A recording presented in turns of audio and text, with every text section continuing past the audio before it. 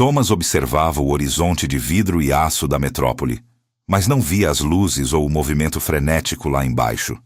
Para ele, o mundo havia perdido as cores vibrantes, mergulhado em um tom de cinza constante e impenetrável que parecia filtrar até mesmo a luz do sol. Aos 40 anos, ele era o retrato perfeito do sucesso contemporâneo. Um cargo de alta gerência, um apartamento de design impecável e o respeito silencioso de seus pares. No entanto, por dentro, Thomas sentia-se como uma casca oca, um simulacro de homem que executava funções automáticas enquanto sua essência desvanecia. Aquela tristeza profunda, que descrevia para si mesmo como uma névoa densa, não se dissipava nem quando recebia bônus generosos ou era aplaudido por apresentações brilhantes. Ele estava convencido de que sofria de uma depressão clínica incurável, um abismo químico que o engolia lentamente a cada novo despertar. O conflito interno era uma guerra de atrito silenciosa e devastadora. De um lado, a voz implacável de seu ego exigia produtividade máxima, metas batidas e uma fachada de invulnerabilidade profissional inabalável. Do outro, uma incapacidade física e mental avassaladora de sentir motivação o paralisava completamente diante das demandas diárias. Cada e-mail recebido parecia uma montanha íngreme. Cada reunião de estratégia, uma sentença de morte para sua paciência já esgotada. O cansaço não era muscular, mas uma fadiga que vinha dos ossos, uma exaustão da alma que o sono não curava, não importava quantas horas repousasse. Thomas vivia no limite de um precipício emocional, equilibrando-se entre a obrigação externa de ser o melhor e a vontade desesperada de simplesmente deixar de existir naquele cenário de cobranças infinitas. O colapso finalmente aconteceu durante uma reunião de conselho crucial, onde o futuro da empresa era debatido com fervor. Enquanto os gráficos de crescimento eram projetados na parede fria, Thomas sentiu o ar escapar de seus pulmões como se o oxigênio tivesse se tornado sólido. O som das vozes dos diretores tornou-se um zumbido insuportável, um ruído branco que o isolava totalmente do ambiente. Ele olhou para as próprias mãos e as viu tremer de forma descontrolada sob a mesa de carvalho. Sem dizer uma palavra, sob os olhares atônitos dos presentes, ele se levantou, recolheu seus pertences e saiu da sala. Ele não estava apenas abandonando uma apresentação, estava fugindo de uma vida de máscaras. A pressão para ser produtivo havia finalmente quebrado a última engrenagem de sua resistência física e o peso daquelas expectativas vazias tornou-se subitamente insustentável. Ele dirigiu por horas, deixando para trás a selva de concreto em direção à antiga casa de sua infância, um refúgio que o tempo e a negligência haviam preservado. Aquele lugar o recebia agora com o cheiro de madeira velha e memórias adormecidas que ele passara anos tentando enterrar sob camadas de ambição. Foi no sótão empoeirado, entre caixas esquecidas pelo tempo, que Thomas encontrou o antigo diário de seu avô. Seu avô fora um homem sereno, um estudioso profundo do budismo que sempre carregava uma paz que Thomas, em sua juventude apressada, jamais compreendera. Ao folhear as páginas amareladas, sentiu uma conexão imediata, como se aquelas palavras tivessem sido escritas especificamente para o seu desespero atual. Antes de continuarmos esta jornada de descoberta, inscreva-se no canal e conte-nos nos comentários de onde você está assistindo este vídeo. Thomas sentou-se no chão de madeira e deixou que o silêncio o envolvesse enquanto mergulhava na caligrafia elegante de seu antepassado. Ele acreditava que sua dor era falta de algo, mais sucesso, mais dinheiro ou mais prazer imediato. No entanto, os escritos sugeriam o oposto. O problema real era o excesso. Ele carregava fardos, mágoas e expectativas sociais que nunca lhe pertenceram de fato. O peso da montanha que ele tentava erguer diariamente era composto por pedras que outras pessoas haviam colocado em suas mãos ao longo de décadas. Como um homem que passou a vida acumulando bagagens, poderia agora aprender a soltá-las. O mistério plantado naquelas linhas era apenas o primeiro passo de uma jornada perigosa e necessária para recuperar sua própria vida. Enquanto a luz desaparecia no horizonte, Thomas segurou o diário contra o peito com força, sentindo o pulsar de seu próprio coração. Percebeu que não estava meramente triste. Estava esmagado pela própria resistência em admitir que estava exausto de ser quem o mundo queria que fosse. A sabedoria de seu avô oferecia um caminho novo e assustador, o caminho do esvaziamento consciente. A cada palavra lida, uma pequena rachadura aparecia na armadura que ele usara para sobreviver ao caos urbano. O chamado para a mudança era agora um grito vindo das entranhas daquela casa velha, convidando-o a confrontar o vazio que tanto temia. Sabia que não poderia voltar para sua antiga rotina, pois a verdade começava a iluminar os cantos mais escuros de sua alma cansada. A névoa cinzenta mostrava as primeiras frestas de uma luz desconhecida que ele estava determinado a seguir, custasse o que custasse. No meio do caderno, uma frase específica saltou aos seus olhos, sublinhada com uma tinta vermelha intensa que parecia vibrar sob a luz da lanterna. A frase cortou o silêncio do sótão como um raio, e Thomas leu em voz alta para o vazio, sentindo o impacto de cada sílaba em sua consciência. O peso que você carrega não é seu, mas você morrerá sob ele se não aprender a soltar. O mistério daquelas palavras era apenas o começo de sua redenção, um convite para desaprender tudo o que julgava essencial e abraçar a liberdade que nasce da renúncia absoluta ao ego. Thomas fechou o diário com as mãos ainda trêmulas, mas a decisão estava tomada. Não havia como voltar para a vida corporativa, para o escritório envidraçado que agora parecia uma jaula luxuosa. Ele procurou nos antigos registros do avô e encontrou o nome de um mestre budista, um velho amigo que vivia isolado em um monastério encravado no topo de uma cordilheira. A viagem foi longa e solitária, uma travessia por estradas sinuosas que pareciam querer afastar o mundo moderno a cada quilômetro percorrido. Quando finalmente avistou as paredes de pedra e o telhado inclinado do retiro, o silêncio do lugar o atingiu como um impacto físico, quase doloroso para seus ouvidos acostumados ao caos urbano. O ar era rarefeito e frio, carregando o aroma de incenso e terra molhada, um contraste violento com o cheiro de café e exaustão química da cidade grande que ele deixara para trás sem olhar pelo retrovisor. Ao entrar no pátio interno, Thomas foi recebido por um homem de feições serenas e olhos que pareciam ler além da superfície de suas roupas caras. Era o mestre. No entanto, a paciência não era uma virtude que Thomas trouxera na bagagem. Ele queria respostas imediatas, uma solução eficiente para seu tormento. Queria um protocolo, uma pílula ou um método de 5 passos que o trouxesse de volta à funcionalidade em poucos dias, como se sua alma fosse uma máquina que precisasse apenas de uma peça de reposição rápida.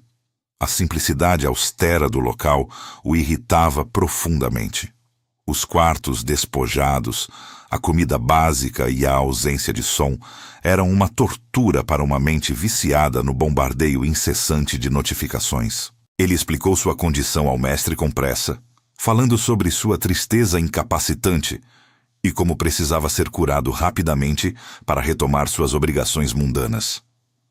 O mestre ouviu tudo sem interromper, observando a agitação corporal de Thomas com uma compaixão que o incomodava. Após um longo silêncio, o velho sábio sorriu levemente e disse algo que paralisou os pensamentos do executivo.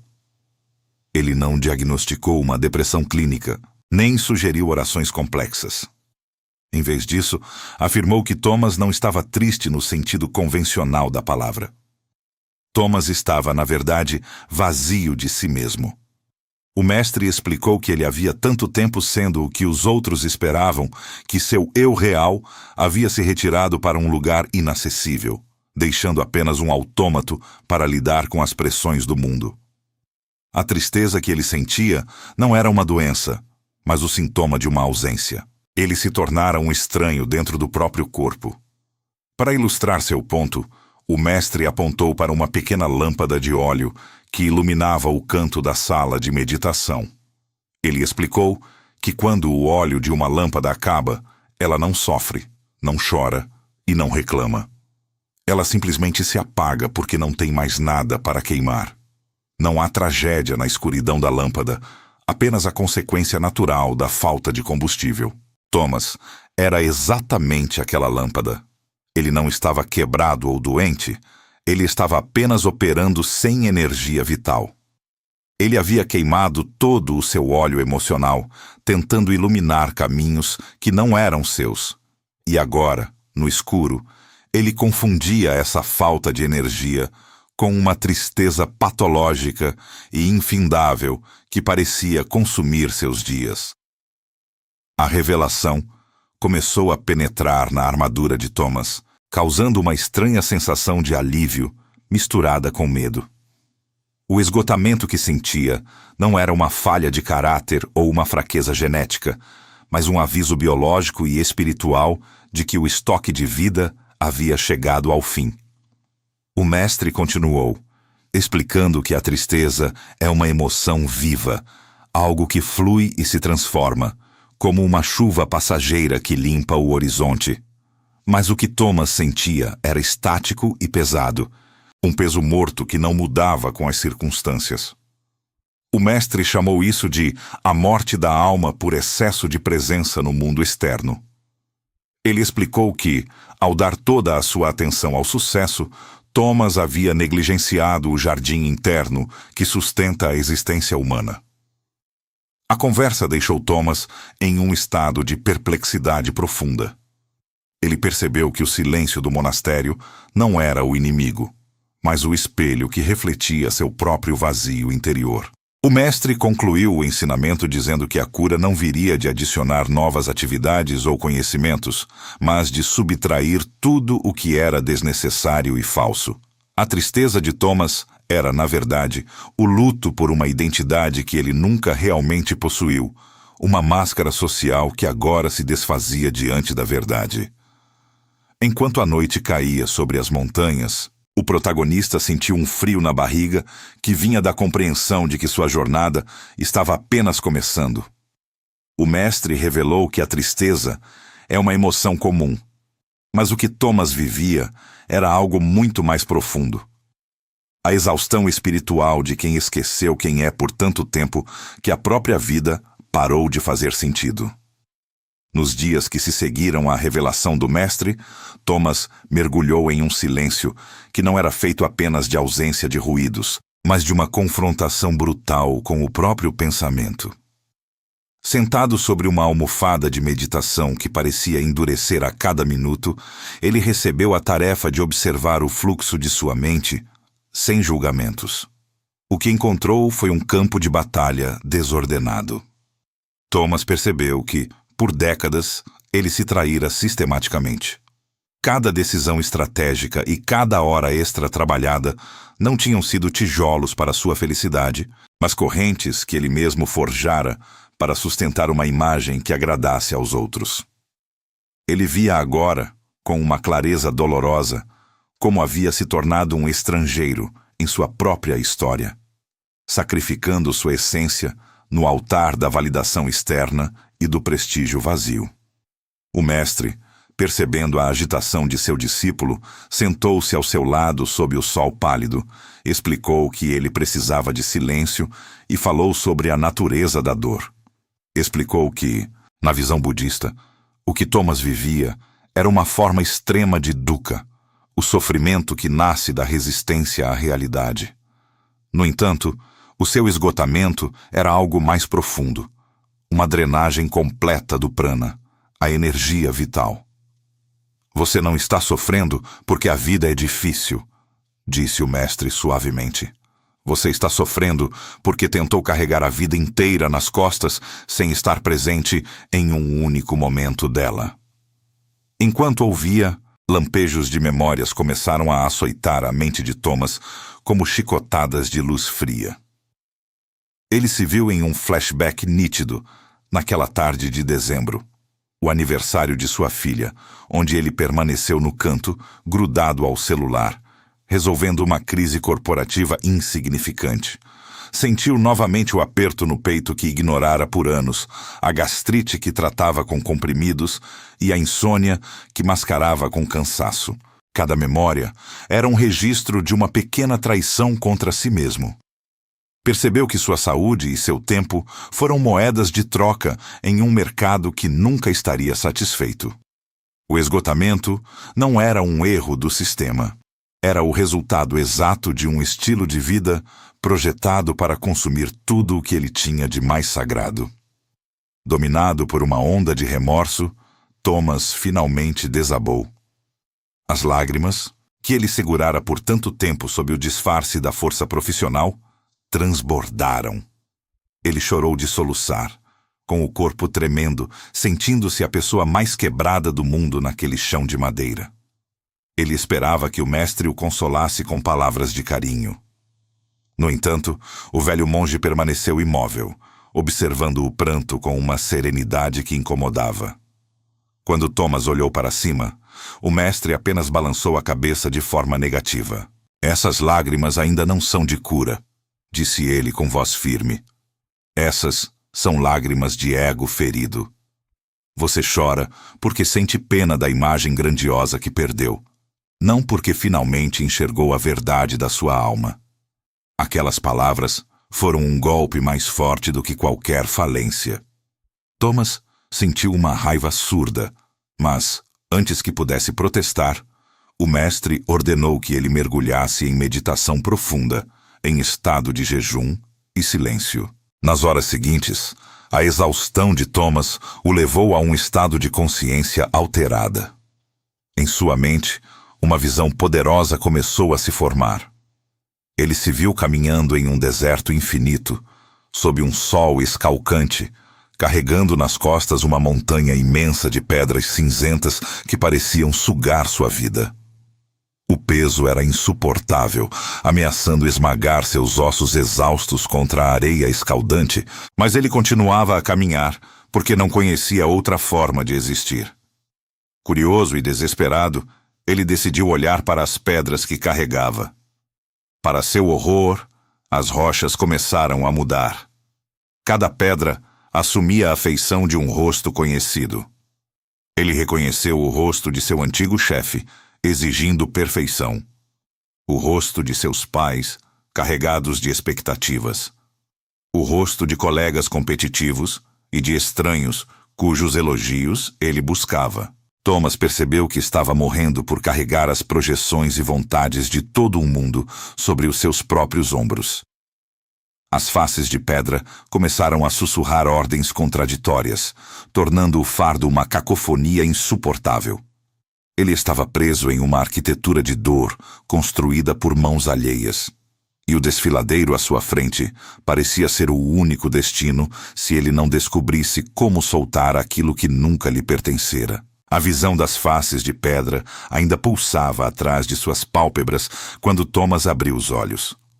O suor frio escorria por suas têmporas e um sentimento de revolta, cozinhado em fogo brando nos últimos dias, finalmente transbordou. Ele se levantou bruscamente da almofada, as pernas dormentes, e caminhou em direção aos aposentos do mestre.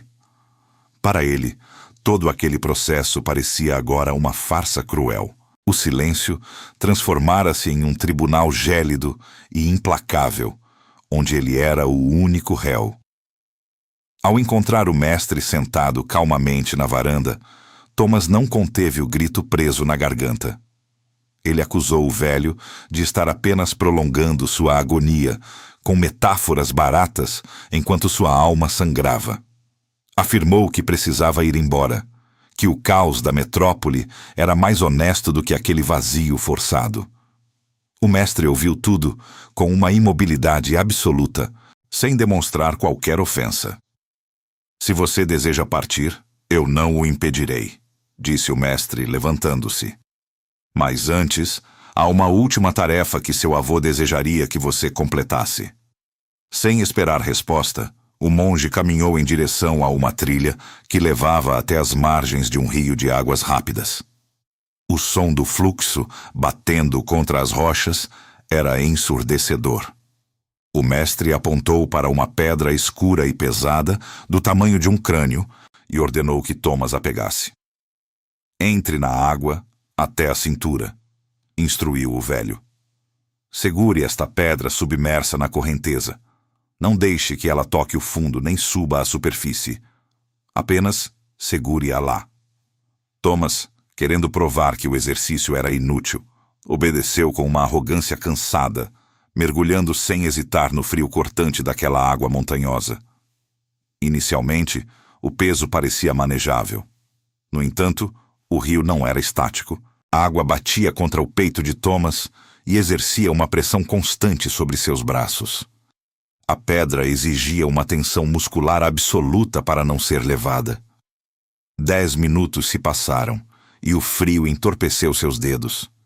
Meia hora depois, seus ombros pareciam perfurados por agulhas de fogo. Thomas olhava para o mestre, que permanecia na margem observando o horizonte. A mente de Thomas oscilava entre o ódio e o desespero. A correnteza tentava arrancar o fardo de suas mãos, e a resistência que ele oferecia criava redemoinhos de espuma branca e fúria líquida. A fadiga não era mais apenas física. Era uma náusea existencial que o fazia desejar desaparecer. Ele sentia o peso de cada decisão errada acumulada em seus tendões exaustos. Após horas de tortura, o corpo de Thomas falhou. Seus braços cederam, a pedra foi engolida pelo turbilhão e ele caiu de joelhos na água rasa. O mestre aproximou-se e estendeu a mão para ajudá-lo a sair. Sentado na grama, Thomas tremia. "Eu não aguento mais", sussurrou. "O rio é forte demais." O mestre sentou-se ao seu lado e falou com suavidade. "Thomas, você acredita que está cansado por causa do peso da pedra, mas o peso é o mesmo desde o início. O que te esgotou não foi o objeto, mas a sua resistência desesperada contra a correnteza enquanto segurava o que deveria ter soltado. O seu esgotamento vem da luta contra o fluxo natural da vida, não da carga em si. Você gasta sua energia tentando parar o inevitável." O protagonista olhou para as mãos vazias, os dedos ainda curvados pela tensão do esforço inútil. Uma clareza cortante atravessou sua névoa mental densa. Ele percebeu que sua carreira e suas metas vazias eram pedras pesadas que ele insistia em manter submersas.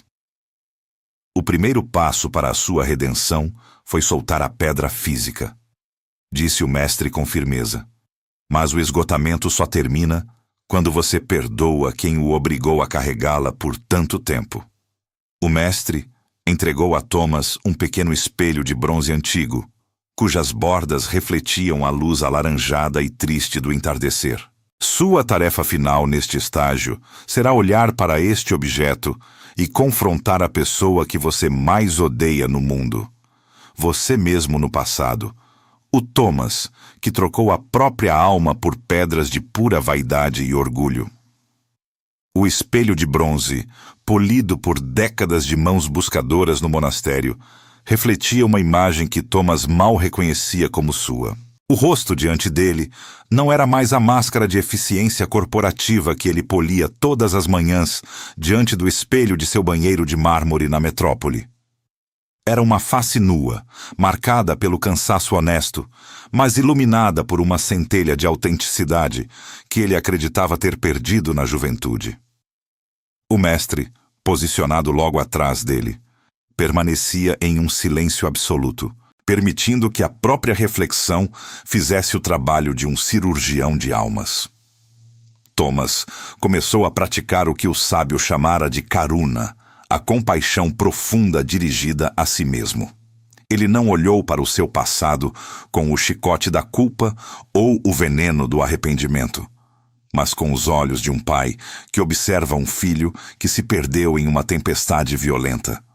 Ele finalmente perdoou o homem que pulou refeições, que ignorou o crescimento dos sobrinhos e que permitiu que o estresse corroesse suas entranhas em nome de metas trimestrais sem sentido.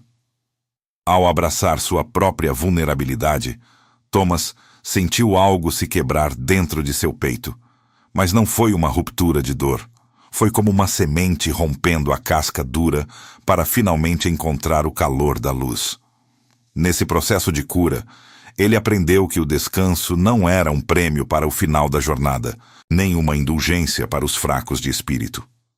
No retiro, o simples ato de sentar e observar o fluxo da respiração tornou-se o seu trabalho mais árduo e, paradoxalmente, o mais recompensador.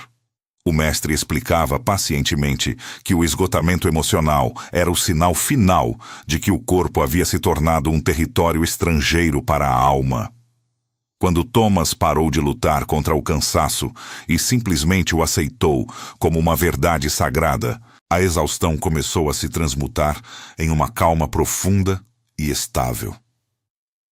Ele percebeu que a sociedade moderna o havia treinado para ver cada minuto de inatividade como um pecado capital. Mas a sabedoria budista lhe mostrava que uma árvore que não respeita o silêncio do inverno nunca terá força para florescer na primavera. Essa nova perspectiva mudou sua própria fisiologia. O brilho nos seus olhos retornou, não como o reflexo maníaco e azulado das telas de computador, mas como a luz suave de uma manhã de orvalho sobre as pedras. A rigidez crônica em seus ombros, que ele aceitara como parte permanente de sua anatomia, dissolveu-se completamente. Ele estava, pela primeira vez em décadas, habitando seu próprio corpo com plena presença. Nesse estágio de clareza mental, Thomas teve um estalo de entendimento puro.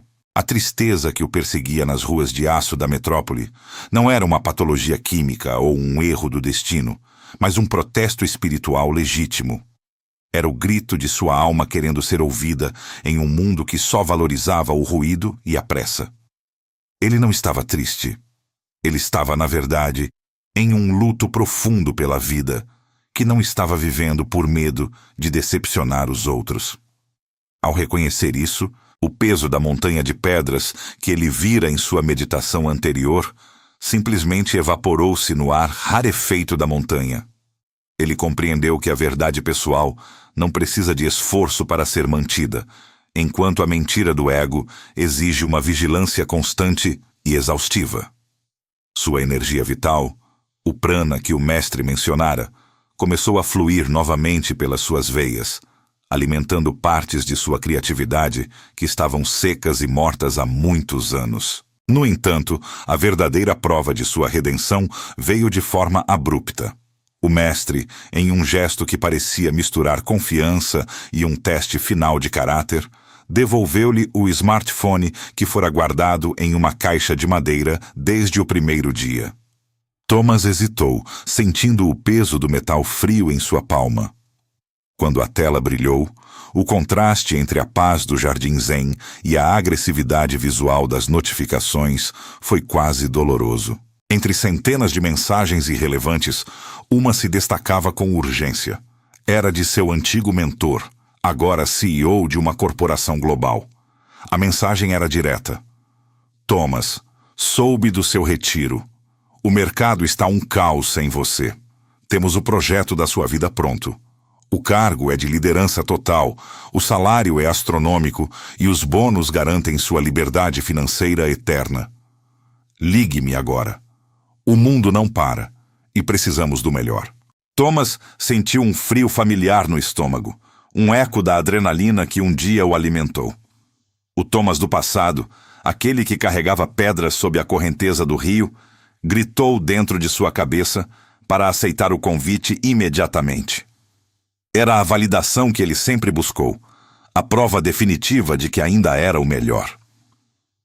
Mas o Thomas, que agora sentia a brisa da montanha em sua pele, permaneceu imóvel.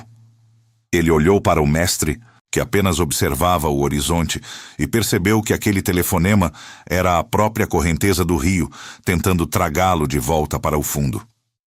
Ele agora tinha o poder de decidir se voltaria a segurar a pedra ou se finalmente seguiria o fluxo da sua própria verdade. Mas o som do aparelho vibrando em sua mão parecia o tic-tac de uma bomba prestes a explodir sua nova paz. O smartphone vibrava na mão de Thomas como um animal inquieto, uma relíquia de um mundo que agora lhe parecia estranhamente bidimensional. Ele leu a mensagem do seu antigo mentor uma última vez.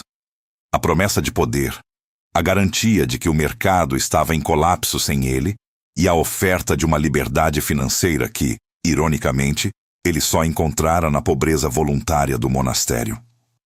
Por um instante, as sombras de sua antiga identidade tentaram se reerguer, sussurrando que ele seria um tolo se jogasse tudo fora. Mas a paz que ele cultivara naquelas semanas era um solo muito fértil para que as sementes do ego voltassem a brotar.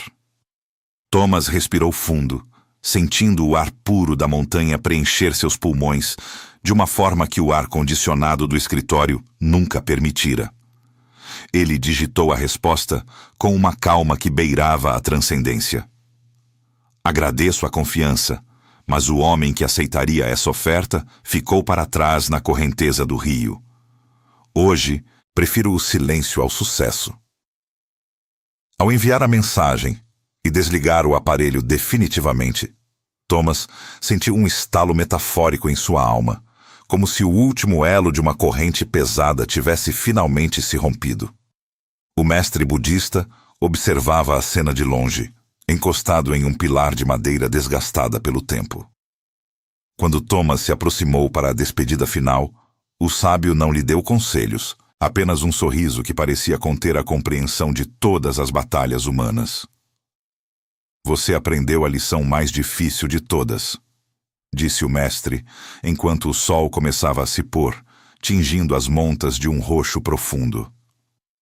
O esgotamento não é um sinal de fraqueza, mas um sinal de que você estava tentando viver a vida de outra pessoa. A tristeza é uma perda que o coração lamenta, mas o esgotamento emocional é uma desconexão entre quem você é e o que você faz. Agora que os fios foram ligados novamente, sua luz não precisa de esforço para brilhar. Thomas curvou-se em sinal de respeito, sentindo uma gratidão que as palavras eram incapazes de carregar. O peso da montanha de pedras que ele carregara em suas visões havia sido substituído por uma leveza que o fazia sentir como se estivesse flutuando sobre o solo sagrado do retiro. A jornada de volta para a metrópole não foi um retorno ao caos, mas uma missão de integração. Thomas não procurou seu antigo apartamento de luxo, nem seus contatos influentes. Ele vendeu a maioria de seus bens, doando o que não precisava, e estabeleceu-se em um pequeno bairro onde a vida acontecia em um ritmo humano. Ele passou a viver com simplicidade voluntária, aplicando os preceitos budistas no cotidiano mais comum.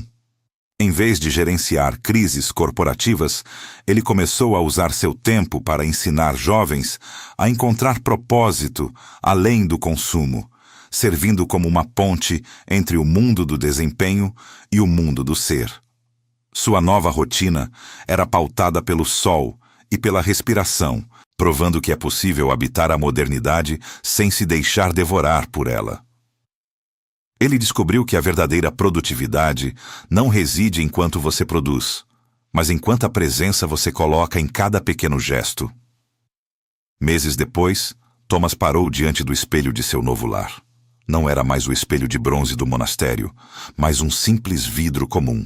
No entanto, o reflexo era o mesmo que ele encontrara na montanha. Ele viu um homem cujos olhos recuperaram o brilho, não o brilho maníaco da ambição, mas o brilho suave da satisfação. As linhas de tensão em sua testa haviam se transformado em marcas de expressão de quem aprendeu a rir de si mesmo.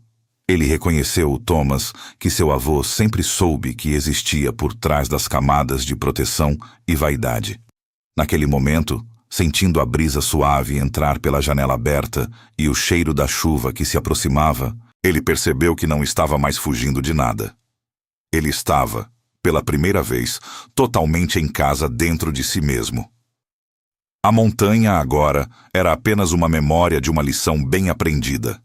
E a correnteza do rio não era mais uma ameaça, mas o fluxo natural que o guiava. Para você que talvez esteja ouvindo esta história e sentindo o peso do mundo esmagar seus ombros, a mensagem de Thomas é clara. Se a sua tristeza não passa, se o seu corpo dói sem motivo aparente, e se a alegria parece uma língua estrangeira que você esqueceu de falar, pare de se culpar. Você não está quebrado, você está apenas emocionalmente esgotado. Sua alma está gritando porque você ficou sem óleo, tentando manter uma fachada que nunca foi sua. A sabedoria budista nos ensina que o primeiro passo para a cura não é a ação, mas a aceitação. Aceite o seu cansaço. Honre a sua necessidade de parar. Reconheça que você não precisa carregar o mundo nas costas para ser digno de amor e respeito. Às vezes, o ato mais corajoso e espiritual que você pode realizar é simplesmente soltar a pedra e deixar-se levar pela correnteza da sua própria verdade. A vida não é uma maratona de exaustão, mas uma caminhada de descoberta. E o caminho só se abre quando você decide, finalmente, caminhar de mãos vazias e coração leve.